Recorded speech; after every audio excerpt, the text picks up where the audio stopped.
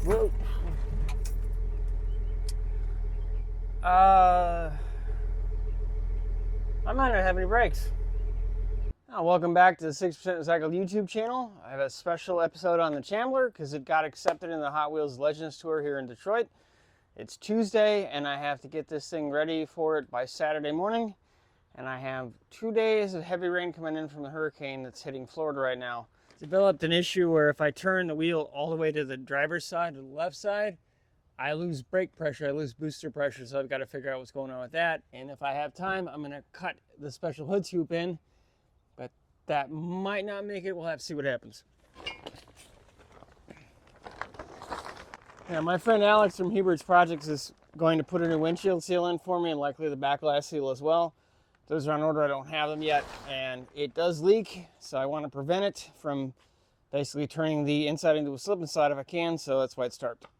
So I climbed under the Chambler to figure out what's going on, and I found this. One of the shock bolts appears to have broken off, and the shock has been floating free for I don't know how long. That does explain why the car has felt floaty the last couple times I've driven it. Like one of the shocks was bad. Well, that's because it is. So I'm going to pull the bolt, make sure I get the right length hardware, start there, and then keep diagnosing brakes. It's been messed up long enough that the caliper bolt is actually driving into the shock body. I don't see any evidence of any leaks or damage to the caliper, but I will diagnose that more once I get back with some hardware and get the shock out of the way. I got the hardware. Got the hardware for the shocks. Now all I have to do is get them back in position. Well, the shock, I should say. Put the bolts in and I can start testing. Hopefully I can get some of this testing done before it rains. But we will see when you're home.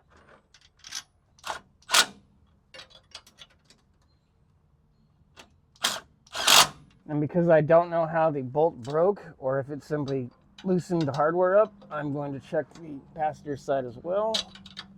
Assuming I don't slip off the nut and damage myself in the process. Then I can start testing everything and see if that was my actual brake problem. Stranger things happened. The nuts were a little loose on the passenger side as well. So I will paint mark these and check them after the trip on Saturday at least. So let's get this thing up in the air. Then I can put it on jack stands, start turning the wheels, and see where we're at. I highly doubt the shock by itself will fix the issue, but we'll see what happens.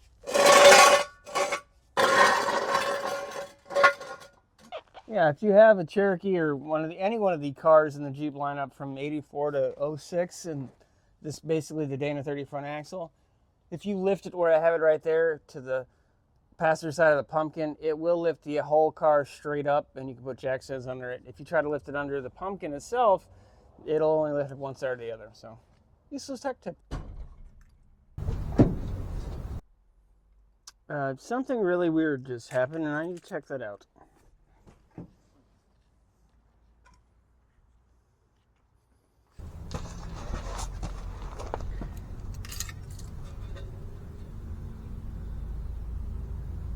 I'm not seeing anything.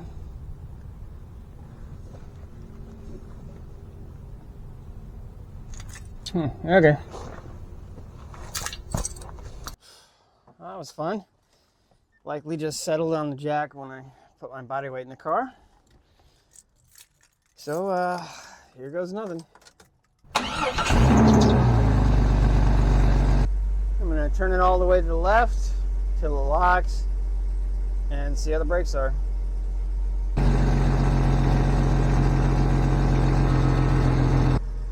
not losing pedal. I'm not losing pedal. That's awesome. I know all these are a little bit. I've turned it all the way to the right if I can speak English today. Not losing pedal. All the way back to the left. I'm not losing pedal. I'm gonna look at the footage on the GoPro on the car and see what I can see. I'm gonna turn to full lock again, bring you down there with me and see what I can see.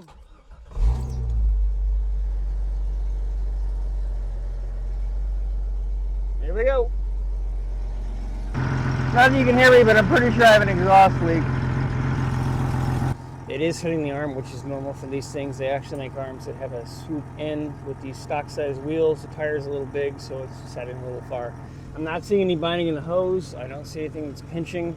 I'm going to check the weather forecast, and if I have time, I'm going to pull the tarp and go drive it and just try to get it to fail. And so if I can cut that off the list, and then I can do more creative stuff that I need to do before the Hot Wheels show. See what happens? Either way, it's a good first step, and it gets me closer to hopefully getting the kind of important problem solved. It's raining, so I have to table the driving for shit. Yeah, unfortunately, the rain's starting to come in, and it's going to rain for at least the next 24 hours. And as I mentioned, my friend Alex from Hubert's Projects will be coming to do the windshield seals, which is awesome. I just don't have them yet, and it's not going to happen before the show, so it's getting tarped. The other large tarp I have is so large it will not work. So I've downgraded to this one, which is a little small, but it should do exactly what I need it to do. Get in. There we go. Now in theory it's not going to rain now for the next hour because I put the tarp on, but if I take the tarp off, the minute I do that, it's going to rain. So there's other things I can work on, like the hood scoop, assuming I can get up. I almost forgot I need to take the floor jack and jack stands out. Okay. I decided to throw caution to the wind and do what I can to do a quick test driving this back down the driveway before the rain comes. Because if I turn the wheel like I did before and it locks, I know I've still got problems. Exciting.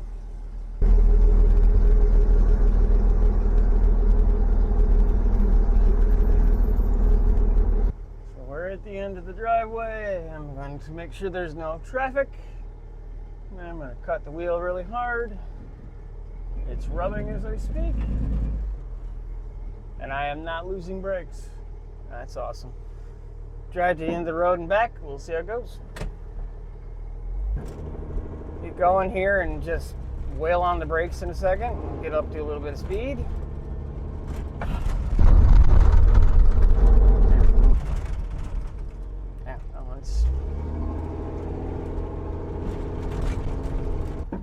Again, calling this a victory. Now it's tarpon time. It's Mighty Morphin tarpon time. And after the magic of editing, it's easier than it looked. It's been raining for the last 20 or so hours. It's finally supposed to have stopped. It was time to take the tarp off, and hopefully this kept water out of the interior. But we'll find out together. You can't see my head anyway. We'll find out together. All right, hopefully I don't get covered in water. We'll see. Yep. Just a little bit.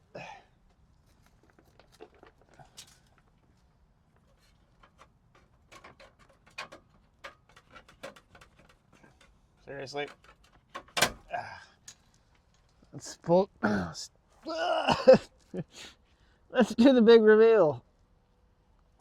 If I can unturtle myself here.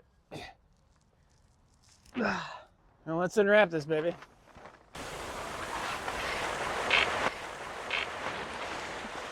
Check it for water leaks. Hopefully there aren't any. It's probably a lost cause, but hopefully not. At least it won't be a boat in there, hopefully. Let's start on the driver's side here. No, no water. In the front anyway. No, I think the tarp worked, at least on this driver's side.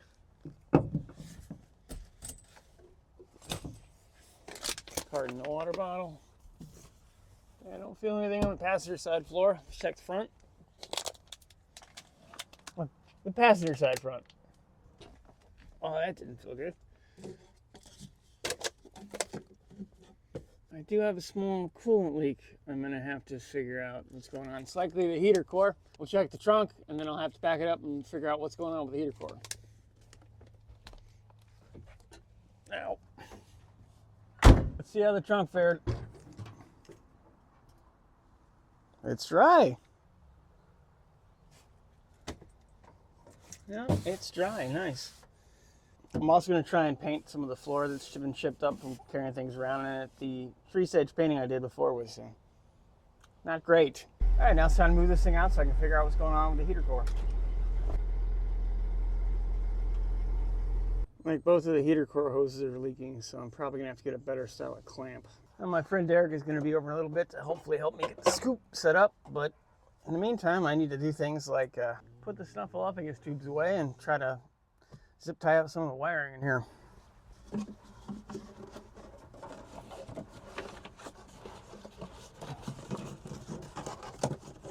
There's a ton of little things I'd love to finish on this car, finish off some more of the interior, make it look a little bit more presentable, but I'll never have the time to do it. That's stuff that should be done before No Name Nationals. This car can't be my main focus anymore. I've got to start really focusing on the Honda because that's a massive project. And I need to get that done. So, still working on some sponsors for some of the things. It would definitely be helpful if I could get some help on building it financially because there's definitely a lot going on with that thing. So I've got to keep reaching out to people and just see who responds. I'm using my Finnegan zip tie kit from WireCare. They make some awesome products. So definitely go check them out. It's not sponsored, but they are nice enough to give me a discount, which is awesome. They make some great stuff. Finnegan's also a nice guy. I was lucky enough to meet at PRI. He is very much what you see is what you get, which is very cool because a lot of people are not. Stuff that I'm zip tying up out of the way, and here is all stuff for power windows, climate control, things that this car just doesn't have and won't have. Pro tip, always flush cut your zip ties, otherwise they just turn into little razor blades. I might end up de-pinning and getting rid of some of this harness I don't need at a later date, but right now that is not really a priority. Having put basically this ATV, UTV heater in here, there's no room for a glove box, and it's not really that big of a deal. I do have a center console, so. Closing the lid. I went ahead and pulled the wire loom for the main part of the harness down and wrapped it all up in electrical tape. It's not the finished product I want, but at least it's not as noticeable as a big white plastic covering. So it's progress. Like I said, I'll end up having to make some kind of lower cover for this area, but that's going to take some engineering because I was trying to do it out of vinyl and it just wouldn't do it because the steering wheel actually drops down and there's no space for it. I.e., it'll crush whatever I put below it, so I've got to find a way to maybe modify the stock Cherokee, something, I don't know. Figure it out, that's a low priority for now. Paint on this rear driver's wheel had a reaction to it. I'm assuming some kind of chemical on the road or something. So I'm going to scuff the little spots up real quick and touch it up the best I can. It's not going to be perfect. It's going to be better than it is. I'm likely going to have these wheels powder coated white because this white is just a nightmare to try to keep clean. Hopefully this works out. Better than it was. It's definitely better than it was. Not great, but you might not see it. Well, you'll see it, but they might not. My friend Derek was over. We were talking. I didn't get a chance to film, but he had a good suggestion because I'll never get the hood scoop done at times. Make block-off plates to direct the air in, which is what I'm going to do with that sheet right there. I'll show you where these go. So the idea is to get these little guys in here and help force air into the radiator. It's not a 100% solution, but it's something I can do now as opposed to hood scoop, which I can't do it today. Won't get done in time. This will definitely help. So it's slicey slice on some steel time.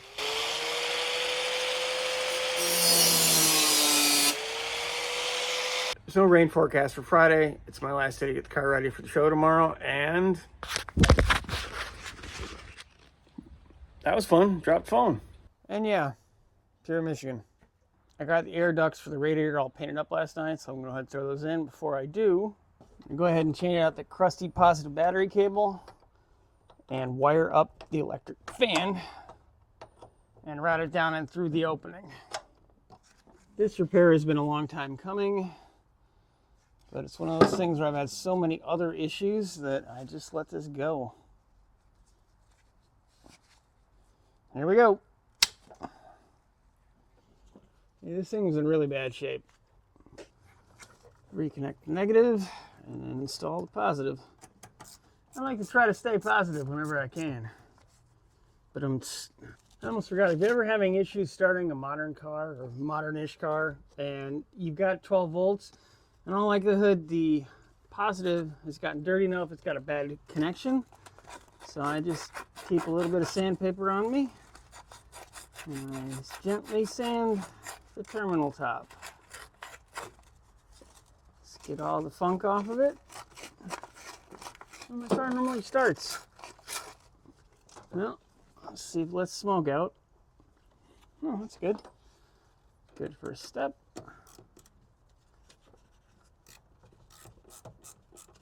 Let's see if my electrical wizardry actually works. Time to move on. Both these deflectors are dry. I've got the driver's side in. I'm going to put the passenger side in. This will simply help direct air from the grill through the radiator and basically force it. This is best I can. There we go. I'll pick that up in a minute.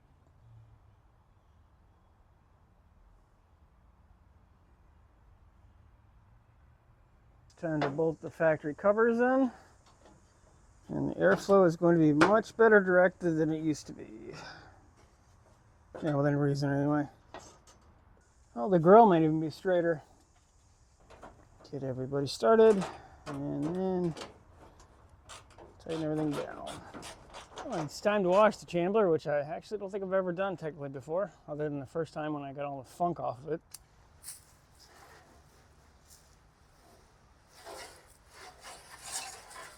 Realized that my 5-gallon bucket was cracked and wouldn't hold anything, so I'm reduced to solo cups. And I am absolute crap at washing cars, so all I want to do is get the layer of funk off everything.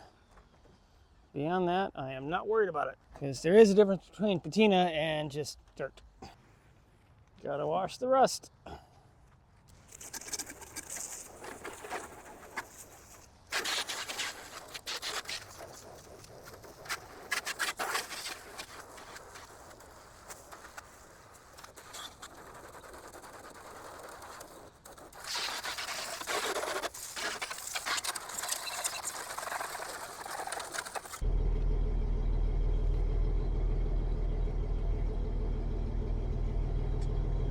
Here we go.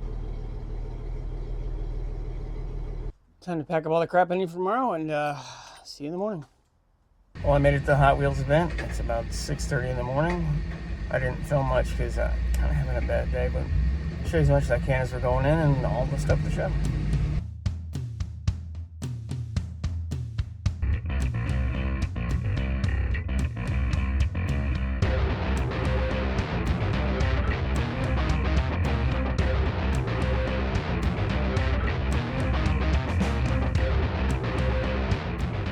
It appears to take your photo in front of the Hot Wheels card first, so I might have to move some stuff around, but it should be fun. It's a bit of hurry up and wait right now since they're taking all the photos. And so apparently I've already showed my credentials, but I did have to take the mount off of the window because they're going to be taking photos, and I do want that out of the way. So I'll try to talk to you a little bit here, but I do need to focus on not hitting anybody else. So I don't really want to have a car accident at Hot Wheels.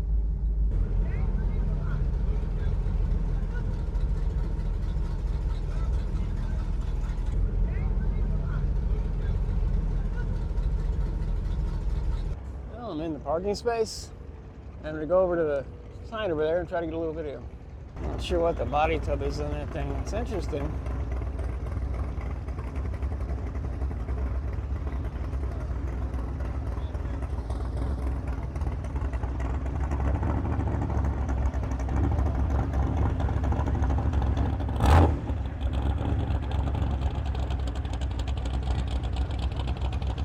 Might be an MG. I'm not real sure.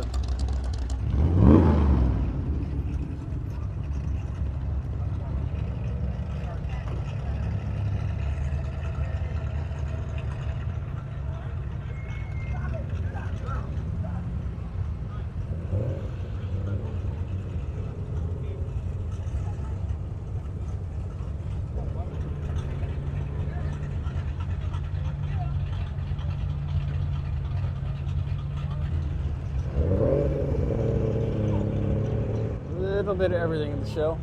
It's a Healy. Austin Healy. I'll show you some of the Hot Wheels cars that are here.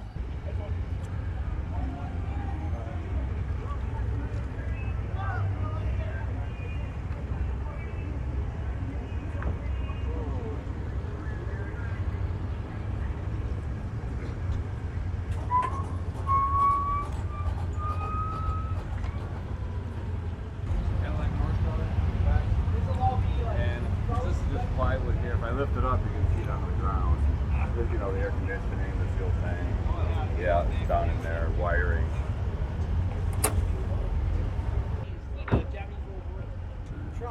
What the heck is that? But yeah, big adapter plate. They bolt. Yeah. Quick change it around in the back. Oh, looks good. Is that the original color?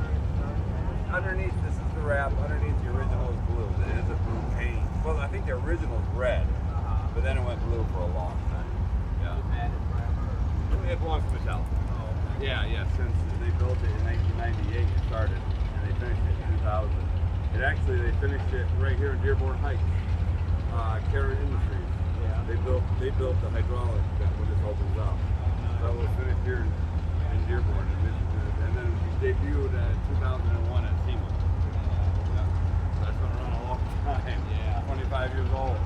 Wow. Oh, look at that. Golden anniversary giveaway. Yeah, good luck. There's 500 of them or something. Oh, it's a little card? This one. Yeah. Little card? Yeah. In this color scheme.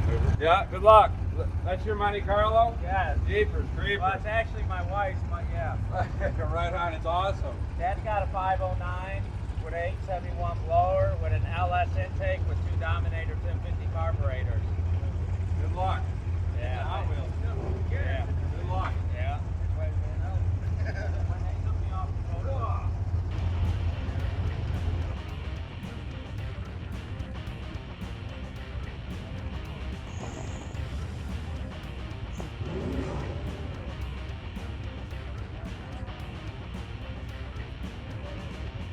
My car is like 4 parking spaces from all these Hot Wheels cars.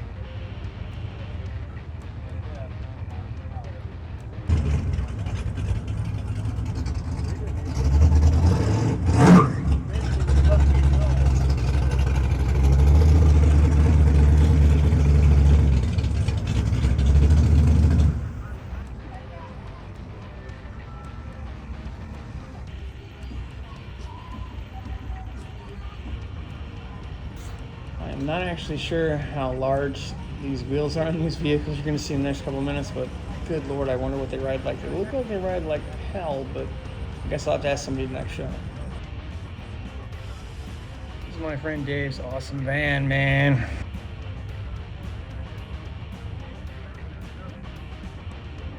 People are still filing in. I don't know how big the show's actually going to be. Oh, the Aero Coupe.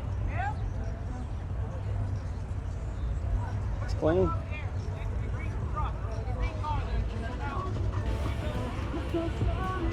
Do some voiceover to copyright music. Mini trucks are definitely coming back into style. We've got Roscoe's Cop Car, which I'm always a sucker for, and nothing says 3rd gen like a Firebird. Do love those things. And a product of the 80s, I guess. Monte Carlo with all the flake known to man, a heck of an engine, T-bucket, some import stuff, Chargers and Challengers. I believe that's a Buick wagon, which is pretty cool. Hot Wheels stuff. Oh, was this a kit car or was this actually something in production? No, I built 6 of them in my Oh, garage. okay. Yeah, I could have built a Kit Cobra or this thing, and I chose this way to go. Started in 1986 with a clean sheet of paper, literally, and drew it up on my drafting board. I didn't style it. I got a couple of friends at Ford Motor Company styled it for me. Okay. But I'm an engineer, did all the chassis design, suspension, built it all. Nice. In my garage shop. Very cool. Welded it up. First one ran 12.8 at 112 and a quarter mile at Milan. What's in them, power-wise? The first one had a 1325 Suzuki with nitrous on it. Oh, no. A Nice. little boost always helps. Oh, that's cool. Very cool. It, pulled 1G on street tires for car and driver.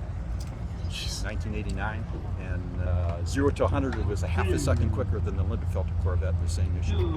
Wow. That was pretty good. And the electric version of this car that a guy out in California built, I sent him a modified chassis and body, and he put a 250 horsepower electric motor in it. It's got to fly. This was in 1997, and he put 28 lead acid batteries in it.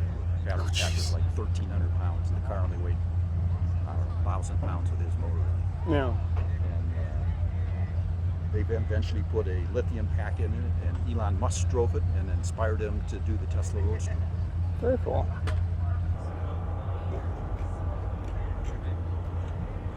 This thing is pretty cool.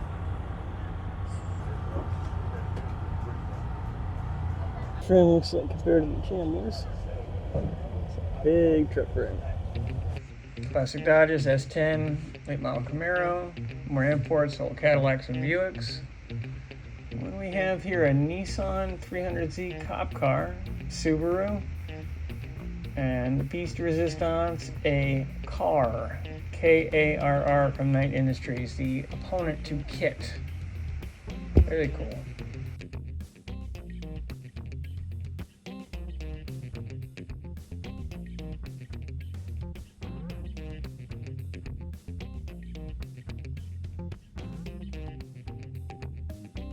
Looks like they got a partial interior completed. Taillight assembly looks correct. Very neat. They're hard to make these kits. Well, not to be kit, but kit car out of kit or car. Looks like they're well on their way. Got a Vega. Very customized two-wheel drive tracker. More Camaros. Some more random. Oh, nice little Chevy. I think that's a 58 or 59.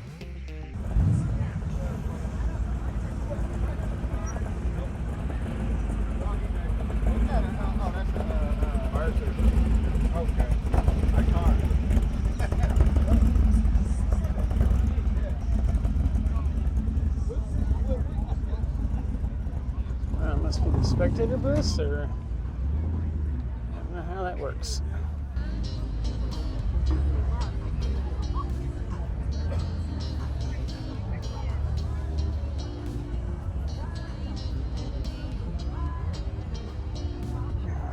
Baker.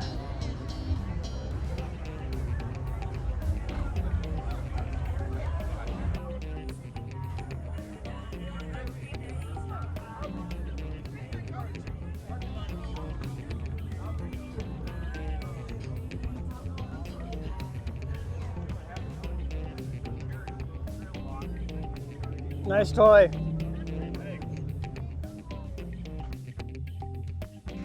My next door neighbor in Hot Wheels Land, Steve's very, very nicely built Chevy pickup. He built all this himself. He's originally from Australia, and his work is well done.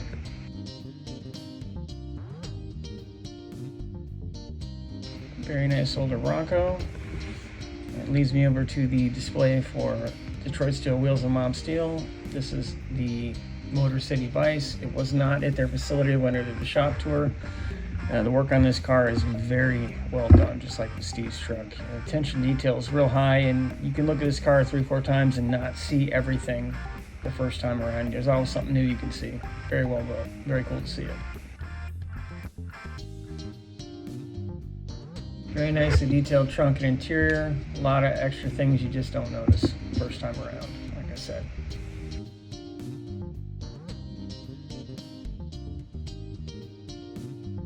They're constantly playing music, so it's almost impossible to film much of anything. They also want us to stay by the cars for the judging. They're actually starting to round up the judges now, so hopefully I can re-show the judging coverage, so hopefully they'll play the music after that. And I can't not show the Chambler. I did have a ton of fun at the show. It was nice to be up close to the Hot Wheels cars. I felt special being up there. I don't know how they organized it, but it was cool being that close to those cars. And I figured since we're here, I might as well bring some of my Hot Wheels customs and display them on the dash. There's the twin mill open.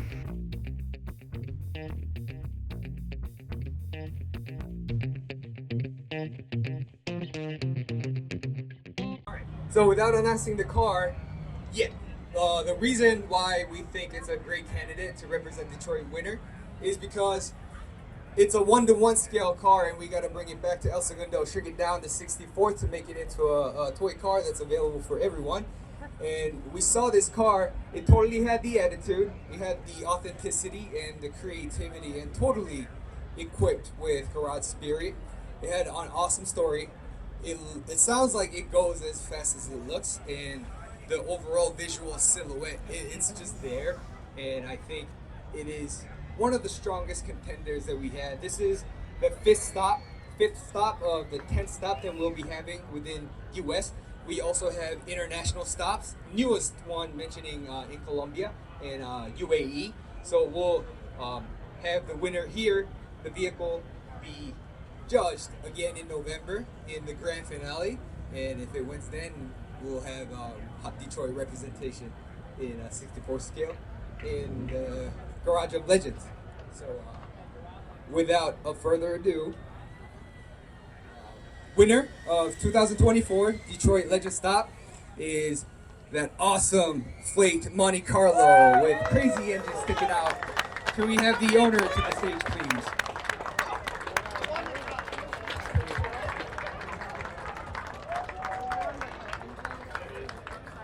Right on.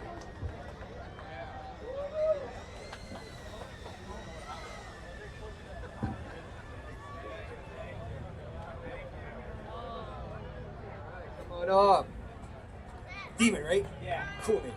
Congratulations on winning this Legend Stop, and I would like to present you with your own Hot Wheels Legends trophy. Congratulations again.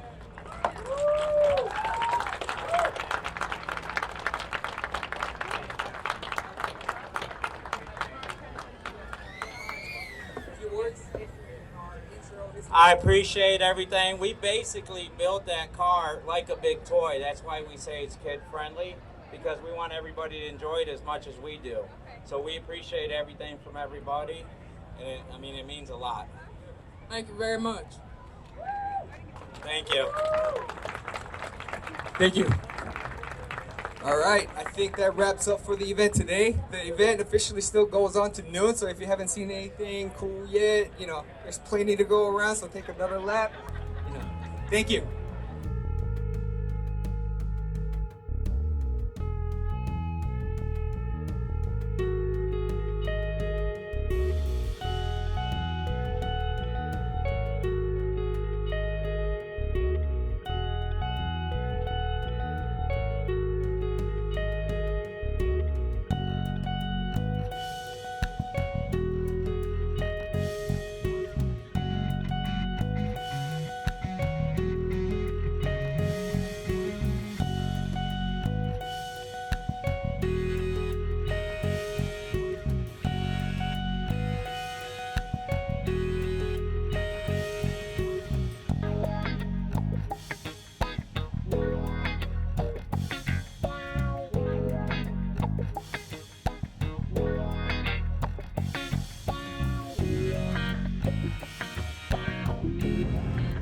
So I lost the demon. How are you going to compete against that thing? I actually met him the first time at Autorama. And that car is basically already a Hot Wheels, so it was fun anyway.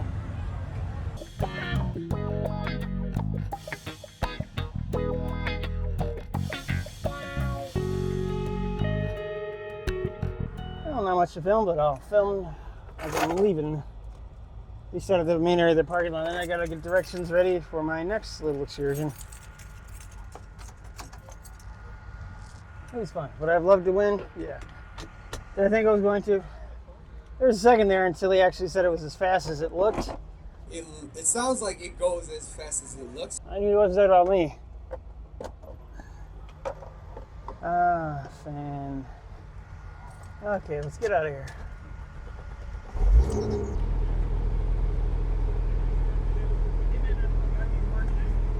Horn doesn't work. Horn does not work. See you guys. Just realized that you likely didn't see any of my interaction with the guys at Detroit Steel Wheels and Hot Wheels tent, because I need a camera facing that way, not just forward and at me. So everybody saw was on the right side. I don't know how that works. It's late Tuesday afternoon. Both the Chambler and I appear to have gotten heat stroke on Saturday. It was a very awesome day, but the car's not running great and I've been feeling like crap, so let's see how it sounds now.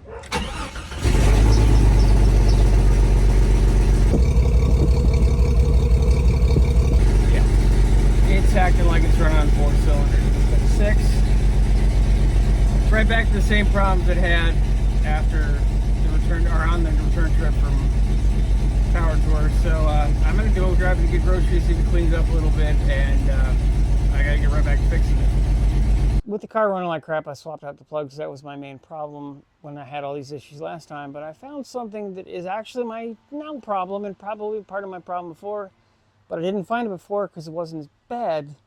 Now I'm just gibbering. I'm gonna show it to you. It'd be awesome if that little fix is all I'm gonna have to do to solve a lot of my heating and my fuel problems, because I assumed it was my bad pump, or pump was going bad, overheating and vapor locking, and the fact that I had no O2 sensor, because that was the most consistent code. I didn't get the cylinder 1 misfire every once in a while, so it must have been just getting looser and looser, and finally snapped when I was coming back from the Hot Wheels show on Sunday. And I feel like a giant putz for not having figured this out before. And like I said, it gave me no indications that it was bad. The wiring was bad. Sometimes when you're doing stuff, especially when you have repeated problems and you just want it fixed, you miss things. Sometimes things that should be pretty obvious, like this. The wire finally snapped from his wrap-up. I don't know who would do this. At least, even, you know, we just put a butt connector on it. At least, as bad as those are, it's still something. Scotch lock, anything. Strip this in back, put it together, put more electrical tape on it temporarily, make sure it works. Then I'll get an injector cap, like I said. Yeehaw. Now to reconnect it and wrap this sucker up. Grasshopper. Let's start this dumpster fire.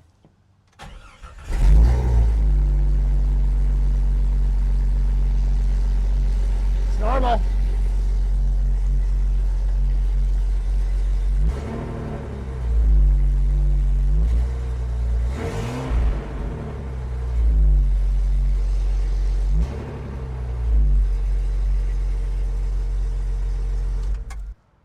Well, that's awesome. That definitely did solve my main issue at the moment. I'm going to check everything else under the hood, make sure nothing else is frayed or damaged. This is going to be where we end this episode of the Hot Wheels Legends Tour event, and I can't thank you guys enough for coming along. More content on this, a ton more coming on the Honda, a bunch of shop tours, and a whole bunch of other stuff, but I cannot make this channel better if you don't let me know what you like and what you don't. So I will see you next time. Thank you so much for watching. More stuff to come.